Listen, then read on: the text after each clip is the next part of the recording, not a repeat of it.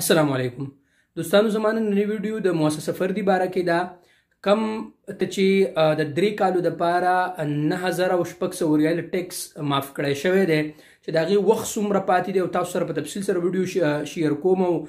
تاسو پوهیږئ خو ویډیو به د اول نه تر اخره ګورئ او ویډیو به د ملګرو سره ضرور شیر کوئ. ګورئ دوستانو د نن 2 کاله مخکې وزارت الموارد البشري او تنمیه اجتماعي ټیم ورکړی و چې یاره څومره هم لکه دې وخت کې په سعودي عرب کې تقریبا 5 लाख برابره 5,76,312 آی تھنک دومره مؤسسې کم په کم کې چې د عمالو تعداد د 9 نه کم دی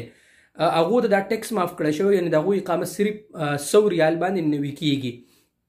نو د هغې ټیم څومره پاتې دوستانو د هغې 2 کاله وشو را روان 1444 15 شعبان باندې به د هغې ټیم ختمیږي، بیا به د دې اقامت نوي کیږي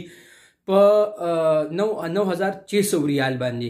د دې وجه څه وه دوستانو، دې لکه مثال په طور یو مؤسسه وه په هغې کې یو کم د چا مؤسسه وه چې وه هغه هم په هغې کې رجسټر و ورسره به ورسره 2-3 سعودیان هم وو. نو د دې وجې نه به هغه فیس د مکتب عمل چې کم فیس و هغه به راتلو په یوې اقامه باندې په یو کس باندې به 100 ریال. نو اوس 3 کالو دپاره د ټیم ورکړی شوی، مطلب دوی به دا خیال و چې یاره مؤسسې چې څومره دا سټیبل شي کاروبارونه یې دغه شي، ځکه چې دا خو وړي مؤسسې په دې کې خو دومره عمال نه خو به هر حال د دې چې اوس څومره ټیم پاتې د اکثرو د ملګرو هم زمانه تپوس کوو یو کال پس په 15 شعبان یعنې په دې میاشت کې